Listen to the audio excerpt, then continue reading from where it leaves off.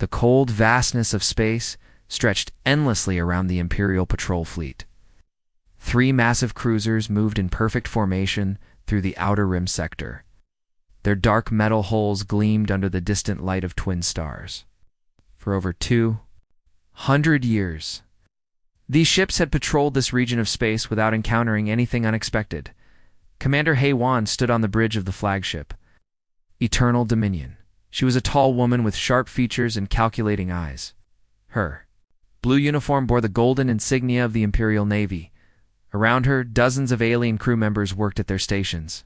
The bridge hummed with the quiet efficiency that marked all Imperial vessels.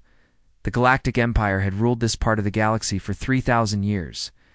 Every planet, every species, every form of technology had been catalogued and controlled. Nothing moved through Imperial space without permission. Nothing challenged Imperial authority. Taman hunched over his sensor console near the front of the bridge. His fingers moved quickly across the holographic controls. As the senior sensor operator, he had seen everything the galaxy had to offer. Asteroid fields, ancient derelicts, smuggler ships, trying to hide from Imperial patrols. Today felt like another routine, a sweep of empty space. Then his console began beeping. Taman frowned and ran the scan again. The readings made no sense. Something was out there, moving through space in a way that did not match any known propulsion system. The object appeared to be roughly the size of a heavy cruiser, but its energy signature was completely unfamiliar. "Commander," Taman called out, his voice tight with confusion. "I have an unknown contact bearing 27 mark for a distance approximately 50,000 kilometers and closing. I won't move to stand behind him." Her eyes narrowed as she studied the display. In all her years of service, she had never seen readings like these. The objects seemed to phase in and out of their sensors, as if it was somehow shifting between dimensions. "Classification?" she asked. "Unknown, ma'am. The computer cannot identify the hull configuration or propulsion." "Type. Energy readings are ... strange."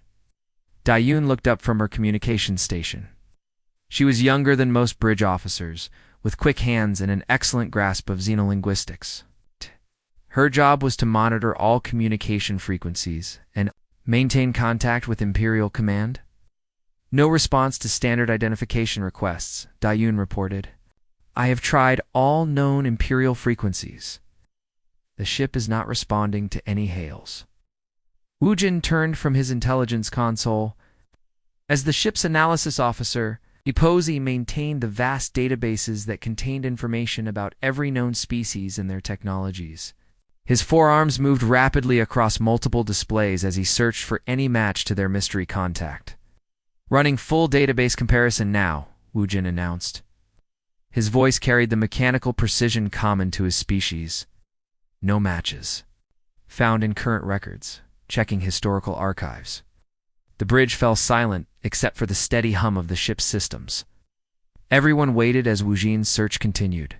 The Imperial database contained information about over 12,000 different species and their various spacecraft designs. If something was not in those records, it had never been encountered before. "Search complete," Wujin finally said. "No matches found in any historical records. This vessel represents completely unknown technology." A chill ran through the bridge crew. In 3 millennia of galactic dominance, the Empire had never encountered anything truly unknown.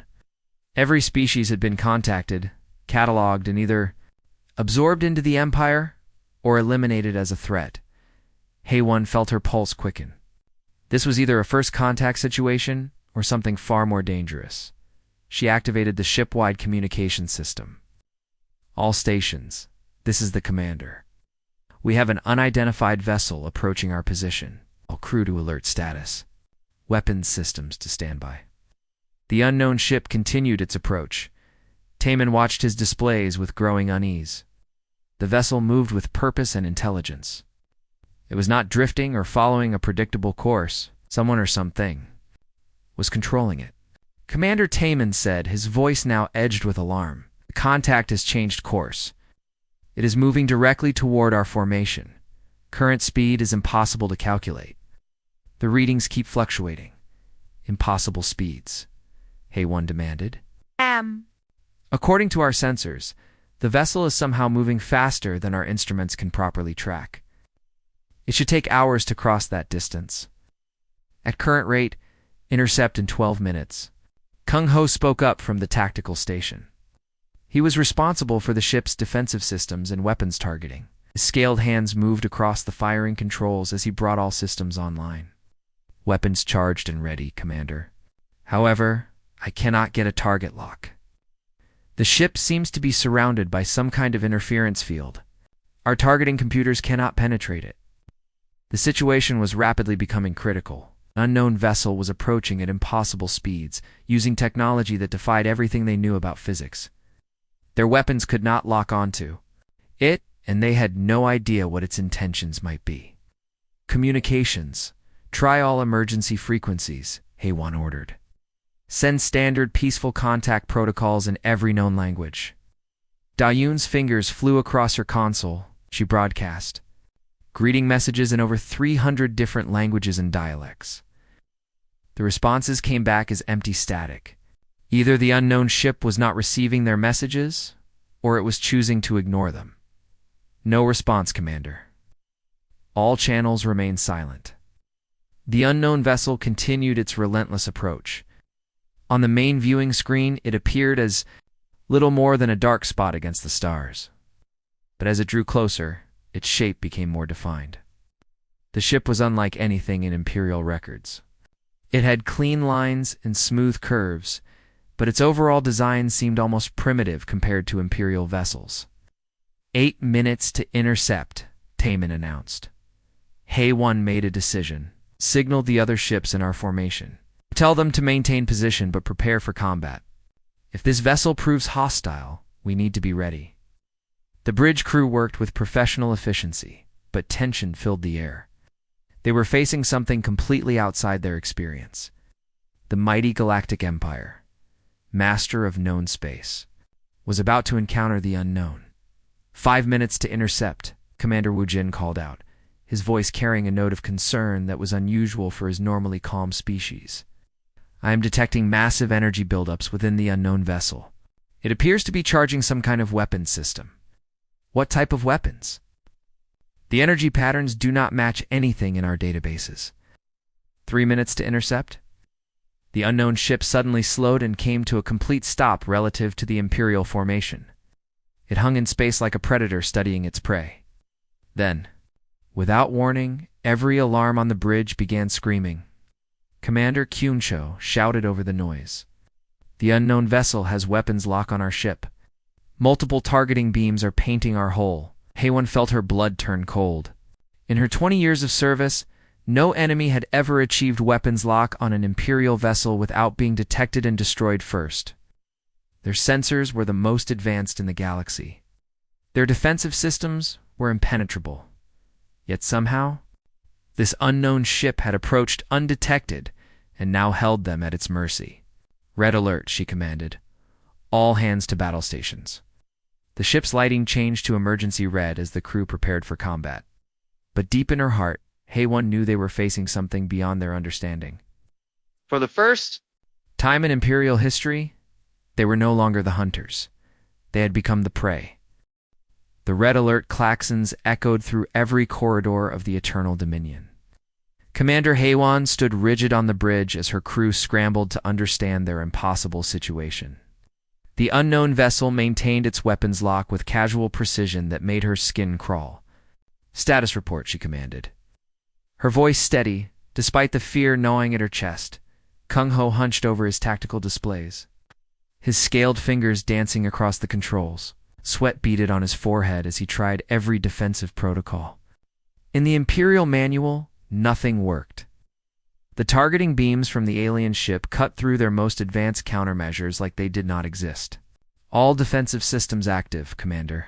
Electronic jamming at maximum power. The unknown vessel maintains perfect target acquisition regardless of our efforts.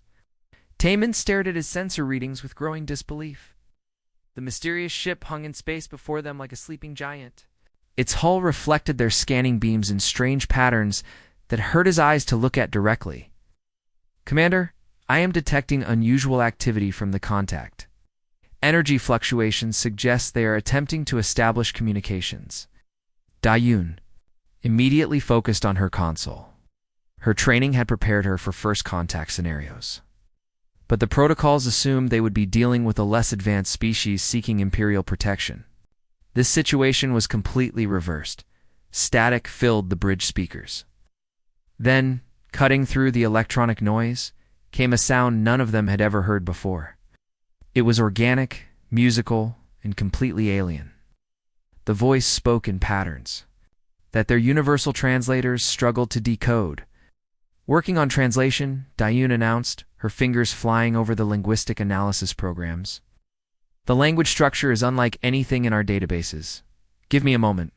The alien voice continued speaking. There was something almost casual about its tone, as if the speaker was completely comfortable with the deadly standoff. Wu Jin activated his intelligence protocols and began recording everything for later analysis. Partial translation coming through, Dayun said, excitement mixing with fear in her voice. The speaker identifies their species as human. They claim to be from a planet called Earth. Haewon felt a chill run down her spine. Earth. Run an immediate database search. Wu Jin's 4 arms moved across multiple screens simultaneously. His species was known for their perfect memory and analytical abilities. Within moments he had an answer. Search complete, Commander. Earth appears in our historical surveys as a small blue planet in the Terran system. Surveyed approximately 300 years ago. Classification shows primitive carbon-based life forms. No signs of advanced civilization or space travel capability. It cannot be correct, Haewon said, staring at the sleek vessel that held them at gunpoint. Rerun the search. Search confirmed, Commander. According to Imperial records, Earth harbors only primitive mammals and simple plant life. No technology beyond basic tool use was detected. The human voice spoke again, and this time, Dayun's translators were ready. The words came through the bridge speakers with crystal clarity. Imperial vessels, this is Captain Minesio of the Earth Defense Ship Determination. You are trespassing in human territorial space. Withdraw immediately or face the consequences. Silence fell over the bridge. The casual authority in the human's voice was unmistakable. This was not a request or a plea. It was a command delivered by someone who expected to be obeyed. Haewon activated the communication system.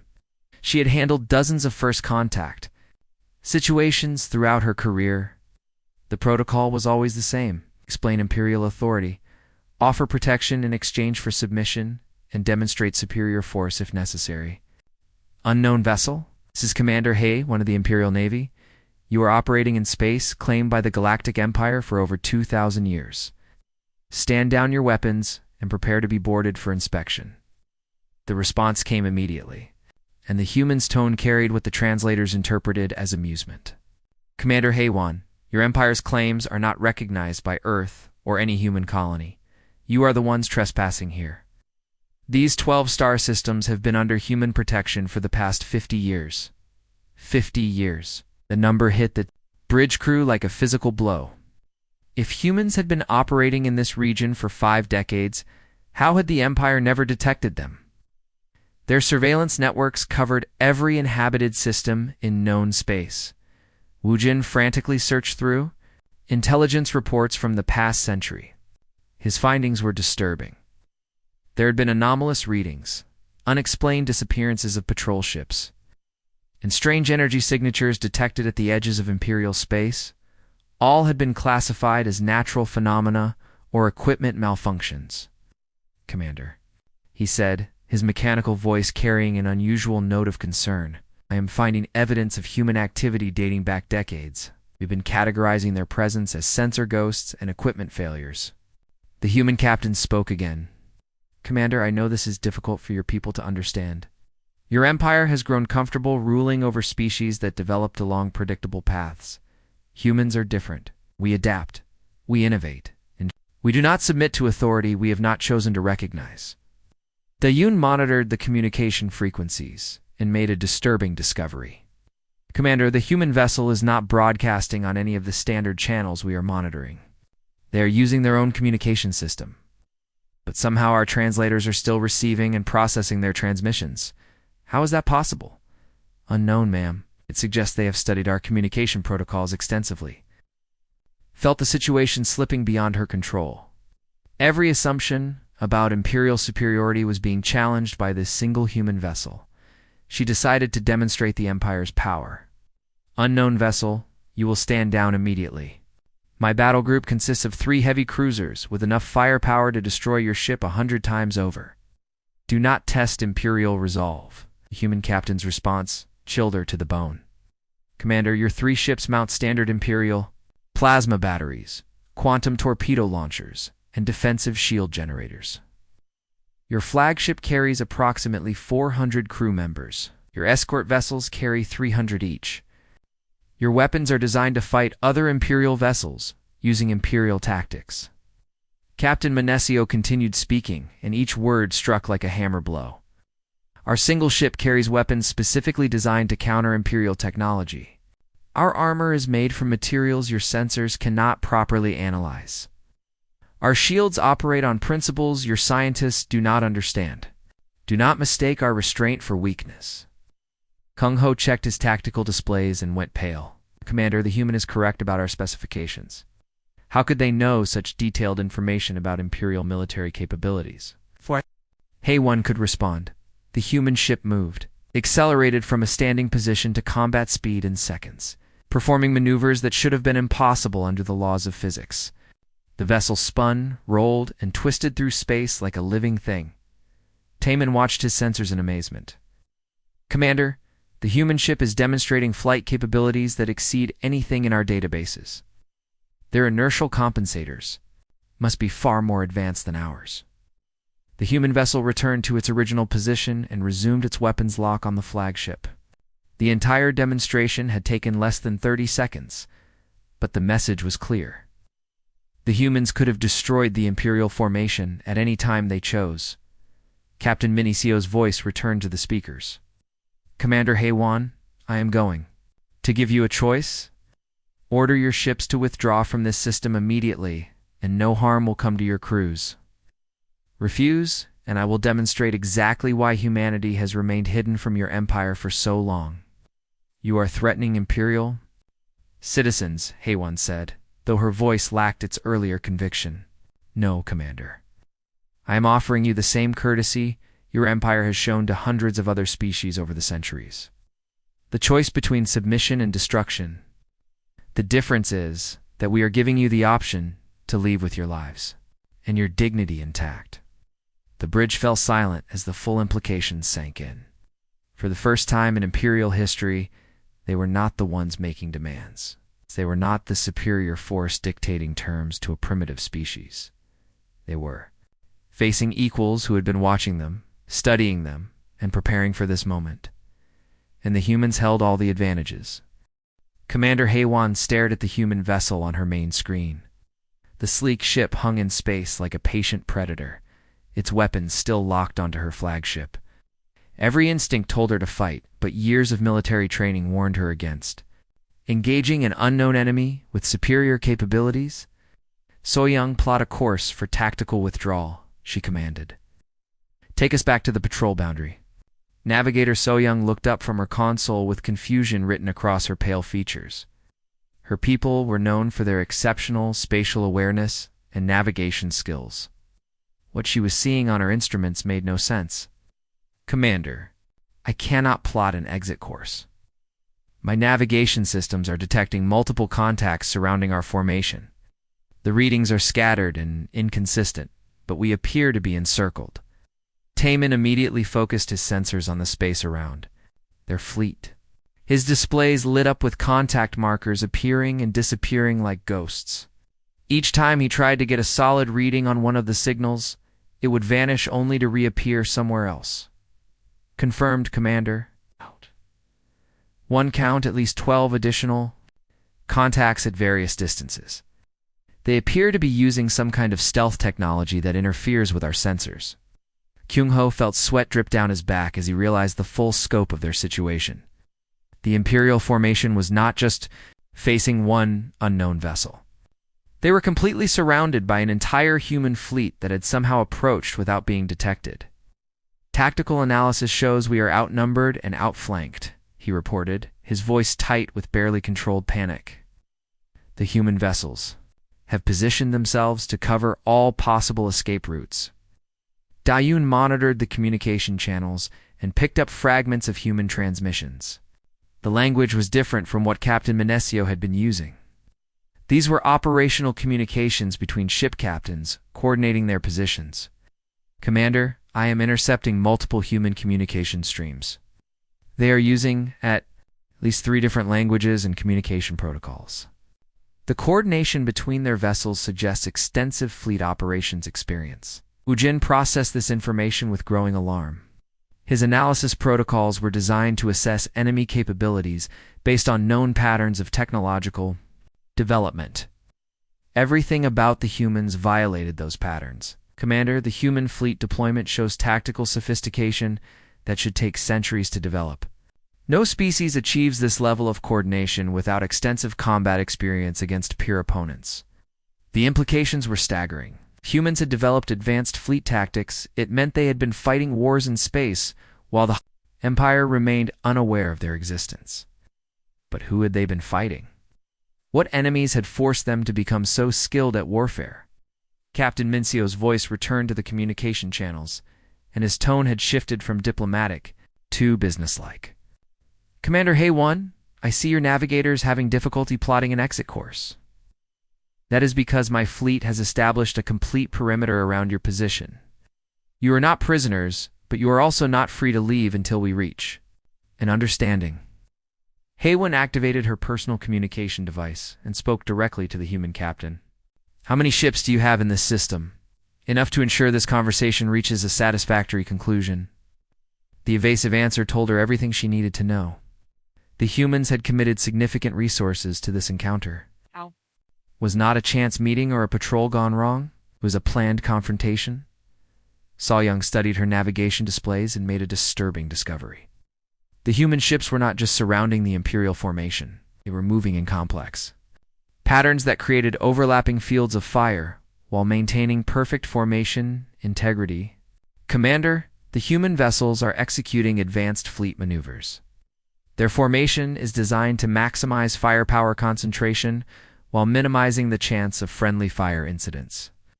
This level of tactical coordination requires years of joint training.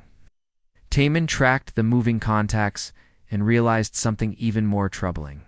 Each human ship seemed to operate using different technological principles. Some showed energy signatures similar to their first contact, while others displayed completely different propulsion and power systems.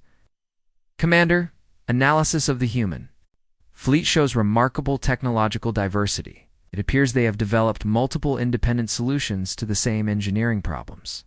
This revelation struck at the heart of Imperial assumptions about technological development. Every known species followed predictable patterns, developing along single technological paths that could be easily categorized and countered. The humans seemed to thrive on diversity and redundancy. Kung Ho attempted to analyze potential weaknesses in the human formation but found himself increasingly frustrated. Standard Imperial tactics assumed the enemy would follow logical deployment patterns.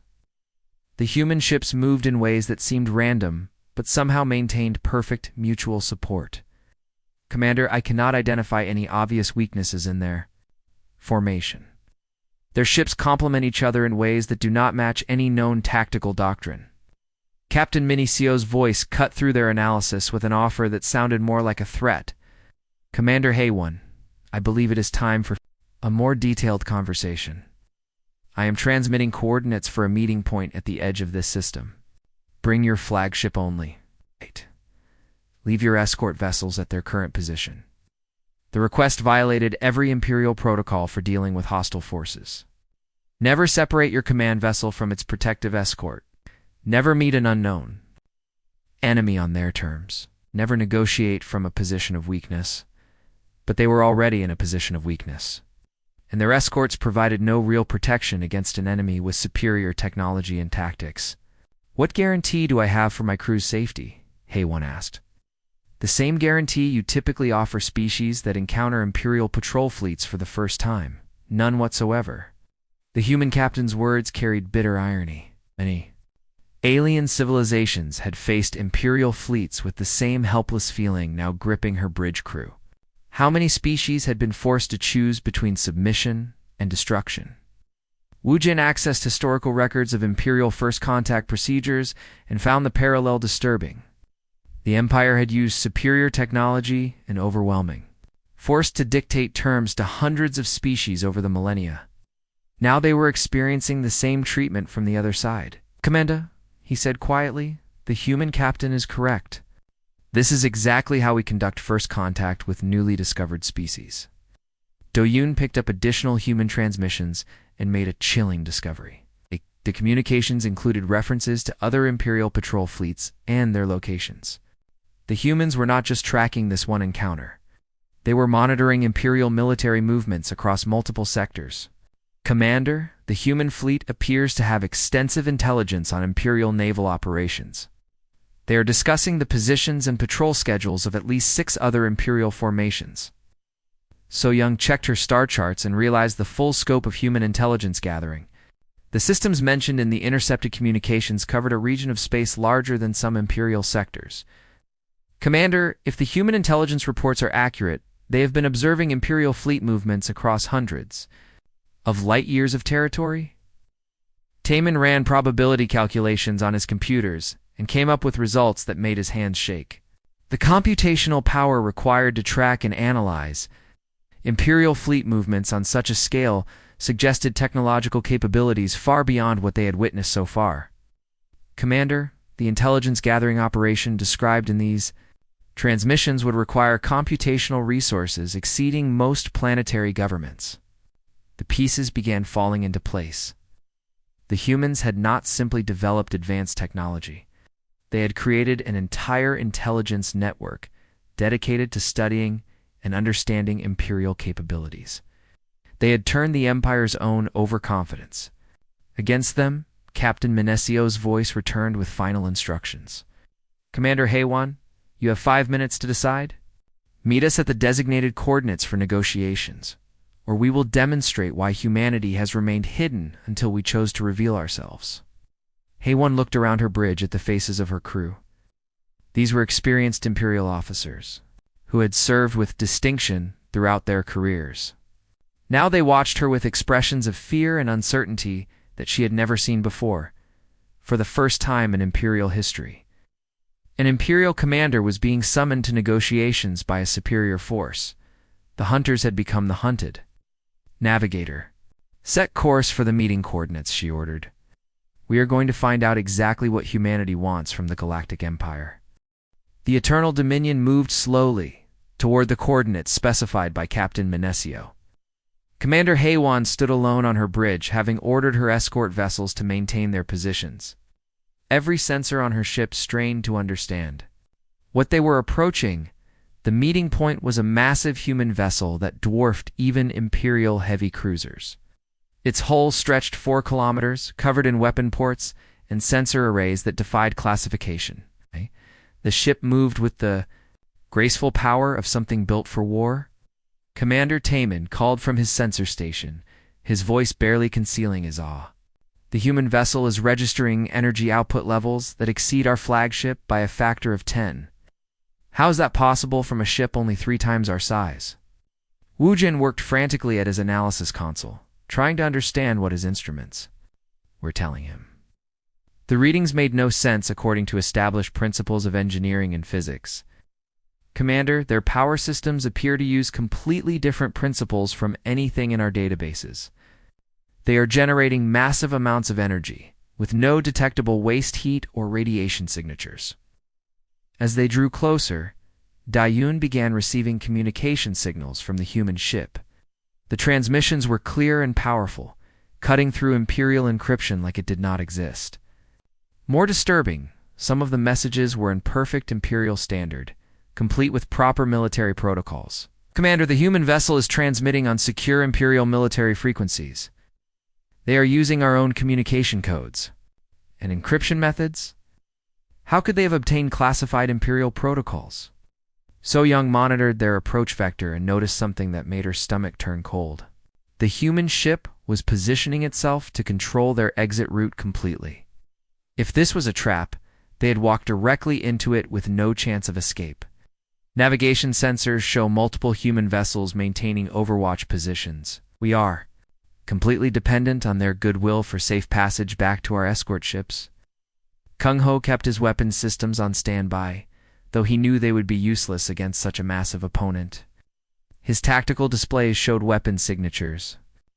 Beyond anything in Imperial arsenals, the human ship carried enough firepower to destroy entire planetary defense fleets.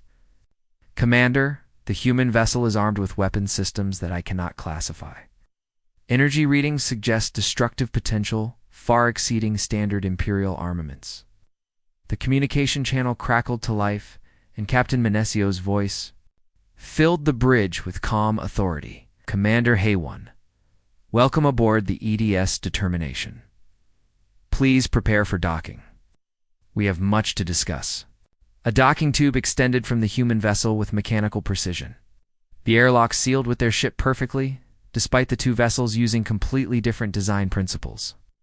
The humans had clearly studied Imperial technology in extraordinary detail. Hay-1 gathered her senior officers and prepared to board the human ship. As they stepped through the airlock, they entered a world that challenged everything they thought they knew about spacecraft design. The corridors were spacious and well-lit, with materials that seemed to absorb sound and provide perfect environmental control. The walls displayed information in multiple languages, including several Imperial dialects. Most unsettling were the detailed schematics of Imperial ships and weapons. Systems displayed openly on the walls. Captain Menesio met them in a conference room that could have been taken from an Imperial vessel, except for the subtle differences that showed deeper understanding of ergonomics and functionality. He was a middle-aged human with graying hair and eyes that seemed to miss nothing. Commander Hay-1, thank you for accepting our invitation. Please be seated. We have refreshments suitable for your species. The casual mention of their biological requirements was another reminder of how thoroughly the humans had studied them.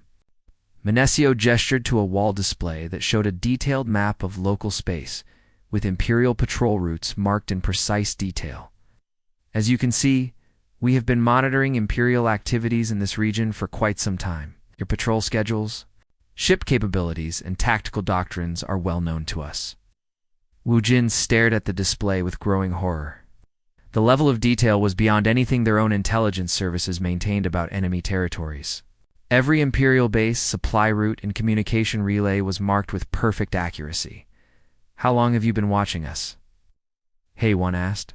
43 years, 7 months, and 16 days, Menesio replied without hesitation. Ow. We have been preparing for this conversation since we first detected Imperial expansion moving toward human space. Dayun studied the communication equipment visible in the room and realized it was far more advanced than anything the Empire possessed. The humans were not just monitoring Imperial transmissions, they were intercepting and decoding classified military communications in real time. You have been reading our classified communications, she said, her voice filled with dismay. Of course. Encryption methods are based on mathematical principles that we mastered decades ago. We know about your fleet deployments, supply shortages, and political disputes within the Imperial hierarchy. Kung Ho felt his training crumble as he realized the tactical implications. If the humans could intercept all Imperial communications, they would know about every military operation before it began. No Imperial force would ever again have the advantage of surprise. This is impossible, he muttered. No species develops this level of intelligence capability without extensive infrastructure and centuries of experience. Menesio smiled with what might have been sympathy. Commander Kyunho, your assumption is incorrect. Humans do not develop along the same patterns as other species in your database. We are what you might call a conflict species. We have been fighting wars among ourselves for thousands of years. Sawyang looked at the star charts and realized the full scope of what Menesio was saying. If humans had been fighting internal wars while developing space travel, they would have military experience that no other species possessed. You developed your technology through warfare, she said, understanding flooding through her voice. Exactly, while other species developed peaceful technologies under imperial guidance or threat, humans were forced to innovate through necessity. Every system on this ship was designed to counter specific threats and overcome specific challenges. Wu Jin processed this information and felt his worldview shifting. The imperial model assumed that advanced civilizations would naturally develop along peaceful lines once they achieved space travel. Humans represented something completely outside that model. You are a militarized species, he said. Your entire technological development was driven by the need to defeat other humans. Was driven, yes, but no longer. We have united our species and turned our attention to external threats. Threats like the Galactic Empire. The words hung in the air like a death sentence. Captain Menesio activated another display that showed Imperial fleet positions across multiple sectors. Red markers indicated human observation posts and hidden bases. We have been watching your empire expand for decades. We have seen how you deal with species that cannot defend themselves. We have studied your methods and prepared accordingly. Dayun felt sick as she realized what the display was showing. The humans had not just been observing Imperial activities, they had been building a network of bases and observation posts throughout Imperial space. You have been infiltrating our territory for decades. We have been establishing defensive positions, Menesio corrected. When your empire finally discovers human space, we intend to be ready. Haewon looked at the tactical displays and felt the weight of history pressing down on her. The Galactic Empire had never faced an enemy with this level of preparation and capability. Every assumption about Imperial military superiority was crumbling before her eyes. What do you want from us? She asked. We want what every species wants when faced with Imperial expansion. We want to survive. The difference is that we have the capability to ensure our survival. Menesio activated a final display that showed massive human fleet formations positioned throughout the galaxy. Hundreds of ships, all bearing weapons and technology that exceeded Imperial capabilities. Commander Haewon, your empire has ruled through superior technology and overwhelming force for 3,000 years. You have encountered no species capable of meaningful resistance. That era has ended. Ow. The room fell silent as the Imperial officers absorbed the implications. They were not just facing a single advanced species. They were confronting a civilization that had been preparing for war with the Empire for decades. We are offering you the same choice your empire has offered countless species over the millennia, Menesio continued. Peaceful coexistence or total war. The difference is that this time you are not guaranteed to win. For the first time in Imperial history, the Empire faced an enemy that might actually defeat them. Commander Haewon stared at the tactical displays showing human fleet positions across the galaxy. The scope of their preparation was beyond anything the Empire had ever faced. She felt the weight of 3,000 years of Imperial dominance crashing down around her. Captain Menesio, she said, her voice steady despite the chaos in her mind. What exactly are you proposing? The human captain gestured to a new display that showed detailed maps of contested space. Red zones marked areas under human control, while blue indicated current Imperial territory. The boundary between them cut through dozens of star systems. We are proposing a complete restructuring of how this galaxy operates. The age of Imperial expansion is over.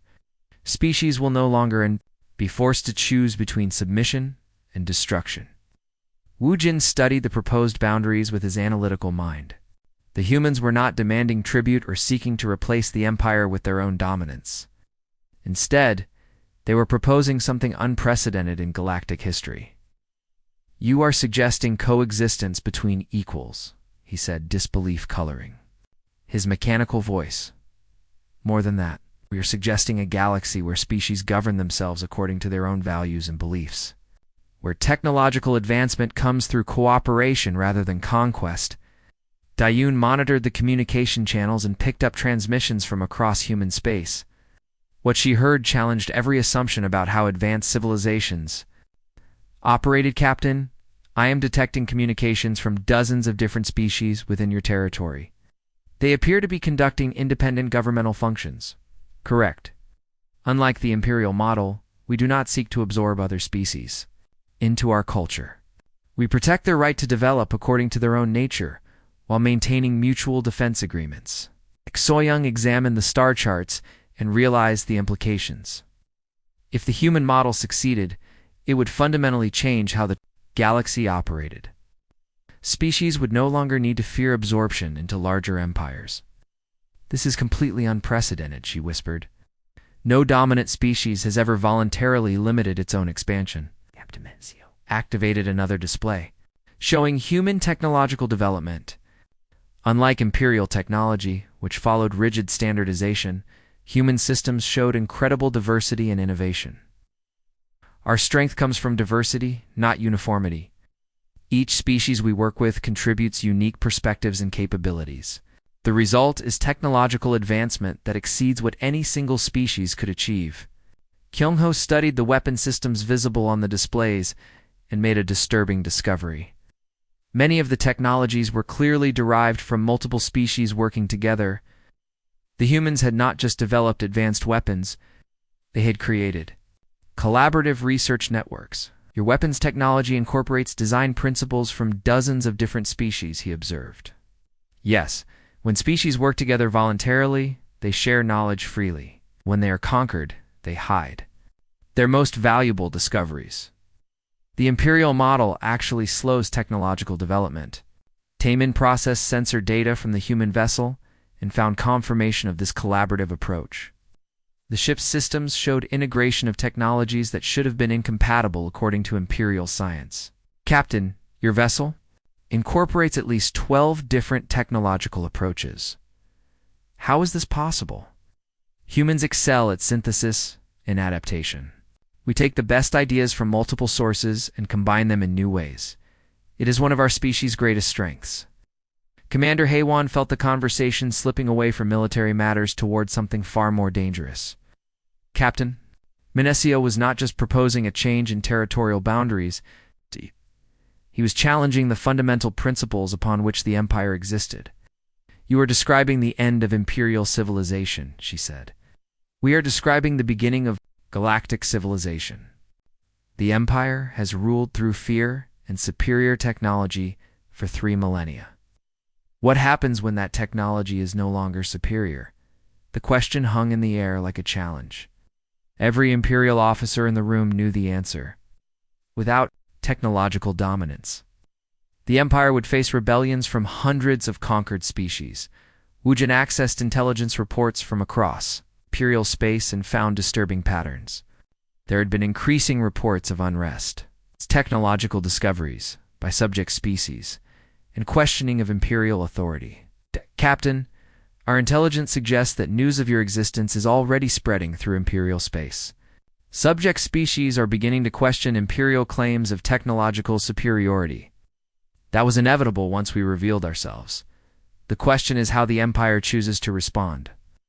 Dayun intercepted communications from Imperial Command and realized the crisis was spreading faster than anyone had anticipated. Reports of the human encounter were causing panic throughout the Imperial hierarchy. Commander, I am receiving emergency communications from Imperial Command. They are demanding immediate debriefing on human capabilities and intentions. Captain Mencio smiled with what might have been sympathy. Commander Haewon, you have a choice to make. You can report this encounter to your superiors and watch as the Empire prepares for a war it cannot win. Or you can help us find a peaceful solution. The offer was unprecedented. An Imperial commander being asked to choose between loyalty to the Empire and the greater good of galactic civilization. Soyoung studied the navigation charts and realized the scope of the decision. If war came, it would engulf hundreds of star systems and billions of lives. The Empire's usual tactics would be useless against an enemy with superior technology and intelligence. If we choose war, how many species will suffer? She asked. Of them, Mencio replied grimly. The Empire will demand total mobilization. Subject species will be forced to choose sides. The galaxy will burn. Kyung-ho ran tactical simulations on his portable computer and came up with results that made his hands shake. In every scenario, Imperial forces were systematically defeated. By human technological superiority and tactical flexibility, Commander, the probability of Imperial victory in a general war is less than 12%. We would be sending millions of beings to die in a conflict we cannot win. Taemin monitored sensor readings from the human fleet and found evidence of something that changed everything. The massive vessels surrounding them were not primarily warships. They were colony ships, research vessels, and industrial platforms. Captain, your fleet composition suggests peaceful intentions. These are not invasion forces, correct? They're explorers, researchers, and builders. We became warriors only because the Empire forced us to develop defensive capabilities. Commander Hay-1 felt the weight of history pressing down on her. The decision she made in the next few minutes would determine the fate of galactic civilization. What exactly are you asking me to do? Return to your superiors with a message. Tell them that humanity offers the Empire the same choice we have given to every species we have encountered. Join us in building a galaxy based on cooperation and mutual respect, or face the consequences of continuing the path of conquest and domination. Dayun looked up from her communications console with urgency in her voice. Commander, I am receiving priority transmissions from multiple Imperial fleets. They are mobilizing for war. Captain Menesio nodded grimly, and the choice has been made for us. Commander Hay-1, I am releasing you and your ships to return to Imperial space. Carry our message to your leaders. As the Imperial officers prepared to leave, Wu Jin made one final observation that would haunt his dreams for years to come. Captain, how long do you estimate it will take for this war to end? If the Empire chooses to fight, the war will be over in 6 months. If they choose to negotiate, we can avoid war entirely. Commander Hay-1 looked back at the human captain as she reached the airlock. And if we choose to fight, then 3,000 years of Imperial dominance will end not with conquest, but with the Empire learning what it means to be on the losing side of superior technology. As the Eternal Dominion pulled away from the massive human vessel, Hay-1 realized that everything had changed. The galaxy would never be the same. The age of Imperial dominance was over. The age of cooperation was about to begin, whether the Empire wanted it or not.